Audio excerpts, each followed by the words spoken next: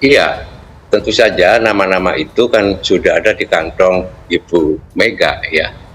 Baik itu kantong Ibu Mega ini kan ada bisa juga Mister atau Mrs. kan gitu. Bisa laki-laki atau perempuan ya.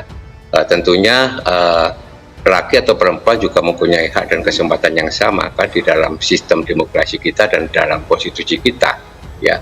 Pertimbangan-pertimbangan itu.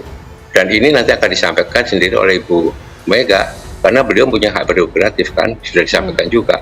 Kalau memang diutarakan sekarang ya artinya nggak punya hak prerogatif lagi. Maka daripada itu ya sabar saja gitu ya. Ya kalau nama-nama kan sebelumnya sudah pernah disebutkan, hanya sekarang kan sudah dikerucutkan. Jadi sebelumnya nama-nama itu sudah masuk semuanya, termasuk ada Pak Basuki, ada Pak Mahfud MD, ada Pak Sandi, kemudian sebelumnya juga ada Pak Erick Thohir, ada Pak Ridwan Kamil, sebelumnya kan ada 7, ada Pak Andika, ada Pak Tuan Guru Bajang, nama-nama itu kan sebelumnya sudah disebut semua. Kalau kita melihat survei, kita melihat pembicaraan di kalangan media dan para aktivis demokrasi, 2 orang. Yang pertama adalah Mahfud MD, belakangan muncul nama Bu Hovifah ya. 2 nama ini yang saya kira memiliki portofolio yang rata-rata cukup mentereng, yang kalau ini dipasang-pasangkan dengan Ganjar Pranowo relatif bisa meningkatkan elektabilitas gitu. Itu pertama. Yang kedua, kalau kita melihat Mahfud MD, tentu pertama Mahfud ini kuat di Jawa Timur. Kalau Mahfud yang kemudian akan dipilih oleh PDIP dan partai pengusungnya berdampingan dengan Ganjar, tentu ini akan semakin menebalkan kekuatan politik Pak Ganjar Pranowo yang selama ini memang kuat di Jawa Timur.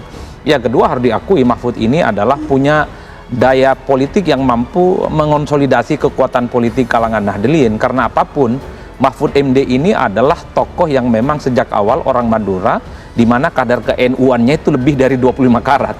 Dalam konteks itulah saya kira menjadi penting kalau Mahfud yang dipilih, tentu ini bisa menjamin dalam tanda kutip kekuatan politik di Jawa Timur dan kalangan Nahdliyin. Disebut-sebut jadi Cawapres Ganjar, Mahfud MD dihujani tepuk tangan kader saat hadiri Rakernas 4 PDIP.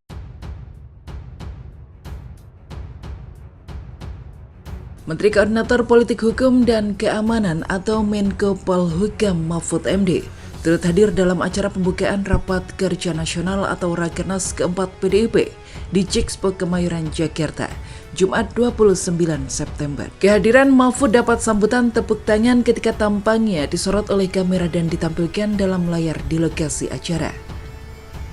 Berdasarkan pantauan suara.com di lokasi, awalnya sejumlah tamu satu persatu berdatangan dari mulai para ketua umum partai politik, pengusung Ganjar Pranowo, hingga para menteri-menteri di kabinet. Sampai kemudian pembawa acara mengucapkan selamat datang kepada Menko Polhukam Mahfud MD. Sontak beberapa kader PDIP ataupun simpatisan yang ikut dalam arena Rakernas ini memberikan sambutan. Sambutan itu terlihat ada yang menyampaikan dengan cara tepuk tangan hingga ada yang meneriaki nama Mahfud MD. Hal itu berlangsung ketika muka Mahfud setiap kali ditampilkan dalam layar kaca di dalam arena. Nama Mahfud dan Hovifah menguat. Sebelumnya, Hasto Kristianto menyebutkan bahwa kemungkinan bakal calon wakil presiden Ganjar Pranowo yang dipilih adalah Mr. X atau Mrs. X. Menanggapi itu, peneliti SMRC Saidiman Ahmad menilai sosok Mr. X dan Mrs. X yang dimaksud Hasto kemungkinan bisa saja Mahfud MD dan Hovifah Indar Parawansa. Saidiman menilai baik Mahfud dan Hovifah merupakan kader Nahdlatul Ulama atau NU dan berasal dari Jawa Timur. Menurutnya, berdasarkan sejarah PDIP selalu menggandeng tokoh NU menjadi cawapres. Kecuali di Pilpres 2009, yaitu saat Megawati Soekarnoputri berpasangan dengan Prabowo Subianto. Mahfud pertimbangannya adalah representasi NU dan Jawa Timur. NU dan Jatim selama ini suaranya condong ke Ganjar, sehingga dengan memunculkan Mahfud, kemungkinan untuk menjaga basis massa, kata Saidiman saat dihubungi wartawan Rabu 27 September. Ia menjelaskan PDIP berkepentingan menjaga basis massa jangan sampai pindah karena ada upaya dari Anies Baswedan untuk menarik massa NU dan Jatim dengan merekrut Muhaimin Iskandar. Jatim merupakan basis massa Ganjar dan Jatim, sehingga strategi yang akan dimainkan adalah bagaimana menjaga agar basis massa itu tidak keluar, tuturnya.